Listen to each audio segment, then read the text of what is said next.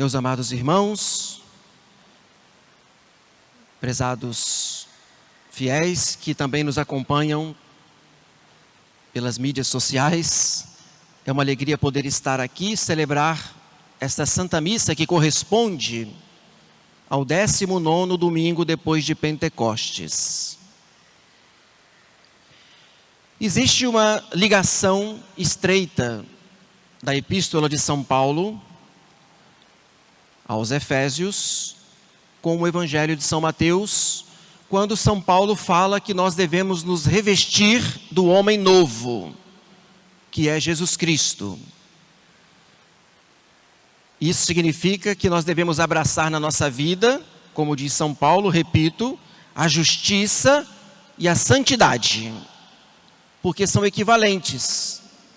Quem se reveste de nosso Senhor Jesus Cristo, pela graça, automaticamente a pessoa se dispõe a viver com justiça e viver na santidade.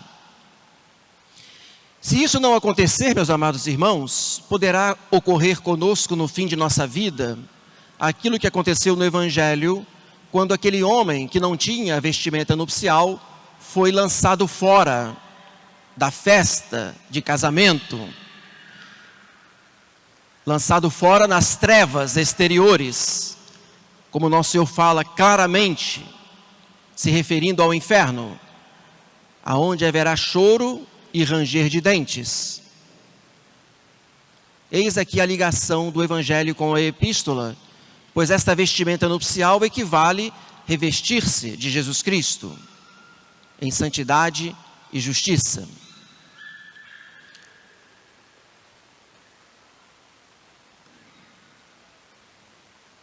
Se vocês observarem essa parábola, ela tem uma primeira parte em que nosso Senhor fala dos judeus que não aceitaram um convite para a festa das bodas que o Pai promoveu, fazendo com que seu Filho, Jesus Cristo, vindo à terra, se unisse em matrimônio com a igreja. Os judeus não aceitaram que Jesus era o Filho de Deus. Obviamente não aceitaram o cristianismo, a religião que nosso Senhor veio fundar na pessoa de Pedro, a primeira pedra, a pedra que é a igreja. E consequentemente os judeus foram castigados. O próprio Jesus disse que a cidade seria destruída, fazendo referência a Jerusalém, como de fato não ficou pedra sobre pedra. Essa é a primeira parte que se aplica aos judeus. O que acontece é que, do mesmo modo que eles rejeitaram o convite, pode acontecer conosco também, se nós não estivermos constantemente revestidos da graça, da veste nupcial, se não estivermos constantemente revestidos do homem novo, Jesus Cristo.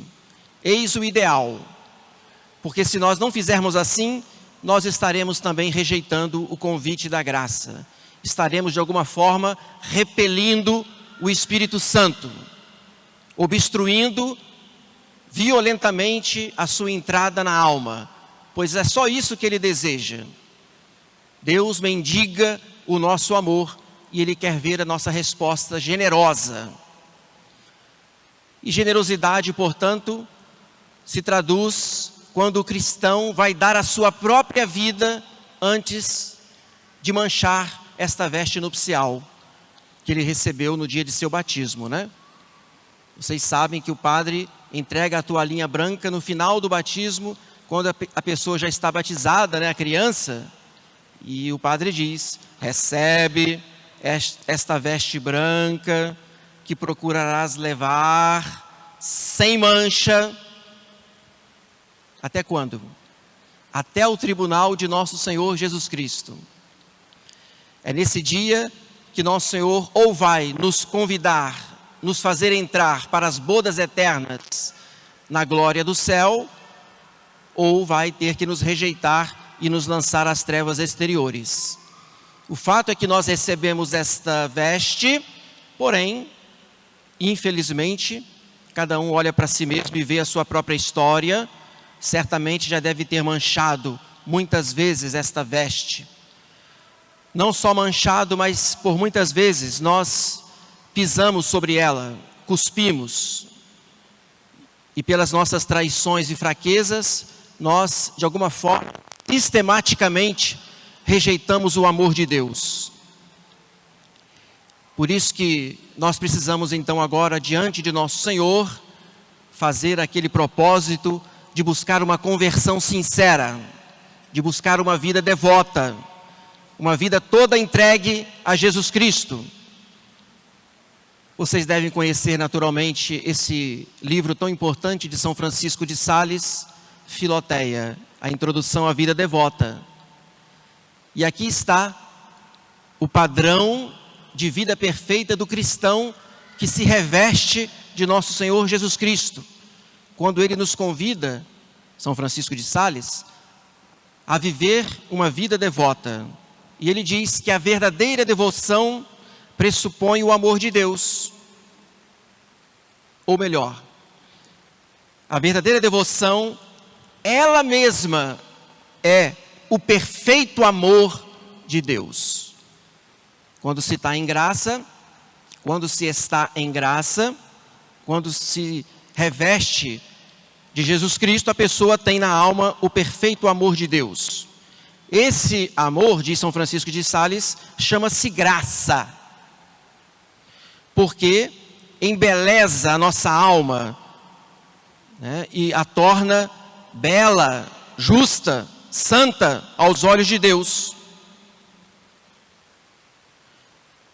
Deus está nos vendo agora, perscrutando o nosso íntimo e certamente se encantando de ver a beleza da nossa alma configurada com o seu Filho Jesus Cristo. Isso é o princípio. Nós estamos em graça, que ótimo. Agora, se nós temos uma força especial que brota lá do coração, quando o Espírito Santo age em nós, quando a pessoa quer praticar o bem, isso já se chama caridade. É a predisposição de fazer o bem, só o bem, em todo momento. Mas ainda tem um outro grau mais perfeito. Quando a pessoa quer fazer o bem, prontamente, alegremente, com toda a paciência, com toda a generosidade. Aí, na verdade, a devoção chega ao grau perfeito, né, e leva esse nome, devoção. Devoção, portanto, é esse estado contínuo da alma que quer se entregar a Cristo e viver por amor a Ele, de uma forma mais generosa possível, como fizeram os santos. Os santos são nossos modelos. Este mês de outubro, nós estamos repletos de santos convertidos. Até Santa Teresinha também se converteu aos 12 anos, quando ela decidiu a esquecer de si mesma, a esmagar o seu orgulho, o seu amor próprio, a sua susceptibilidade e viver o amor a Deus pelo sacrifício, a obediência, até chegar à heroicidade de entregar-se a si mesma e se consagrar ao amor misericordioso. Uma alma pequena, aos olhos humanos, humilde, simples, mas que tinha uma grande devoção, uma grande caridade, um grande amor. Dia 4 de outubro celebramos São Francisco de Assis, que também viveu essa generosidade radical, né? De deixar a família, os bens, para viver a pobreza e o serviço à igreja, para reformar a igreja naquele tempo.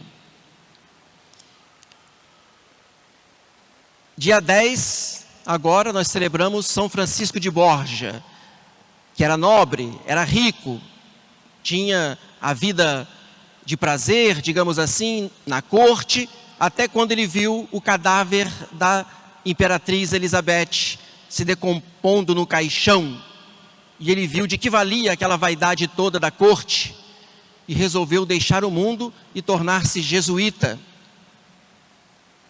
Ontem celebramos Santa Teresa d'Ávila, que foi carmelita E, no entanto, Deus mostrou para ela o inferno, o lugar que ela ocuparia se ela não se convertesse a esse amor generoso, a essa doação da sua vida, por uma consagração perfeita. O que ela já tinha feito pela sua profissão solene, mas ela mesma declarava que foi de forma superficial e não havia ali dentro da sua alma um desejo profundo de se entregar a Deus. O que vai acontecer a partir dessa decisão que ela toma de buscar com determinada determinação a santificação pessoal, e Deus vai conduzi-la a uma missão tão nobre que é e que foi a reforma do Carmelo.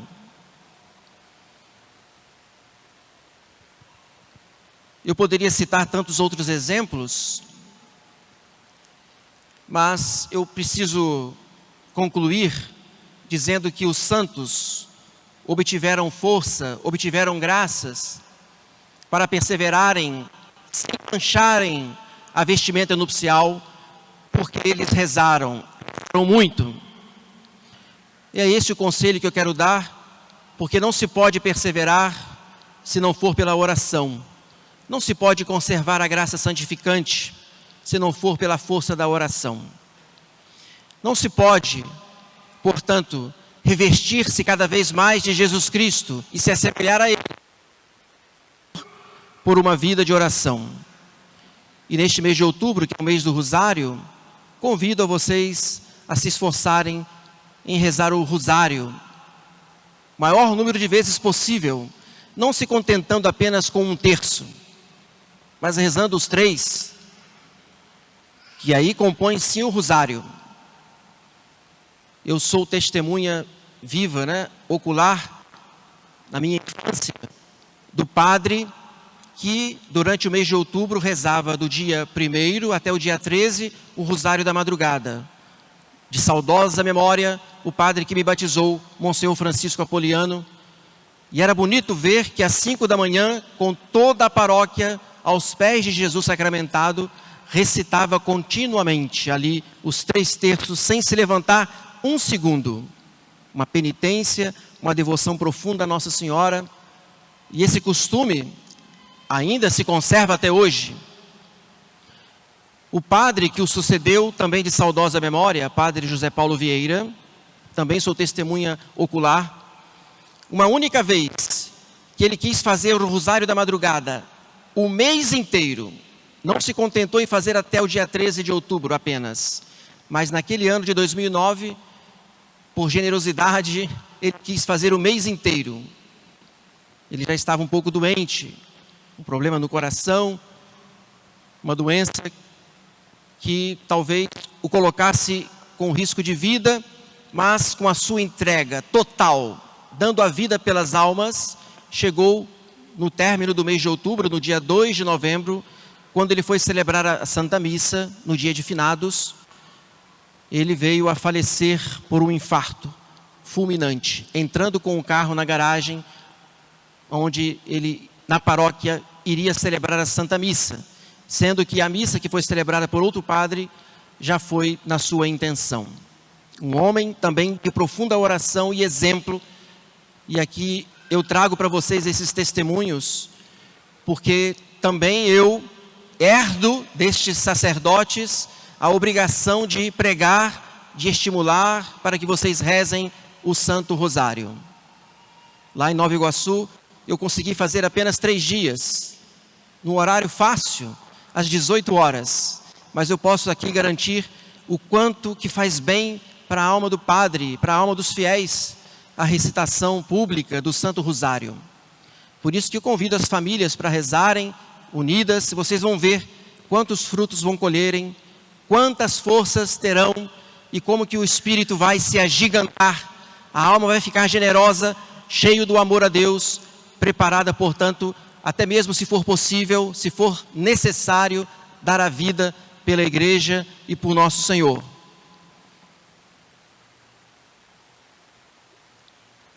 Quero então que todos estejam, sim, no último dia de suas vidas, revestidos da vestimenta nupcial. Muitos são os chamados, mas poucos são os escolhidos. Louvado seja nosso Senhor Jesus Cristo.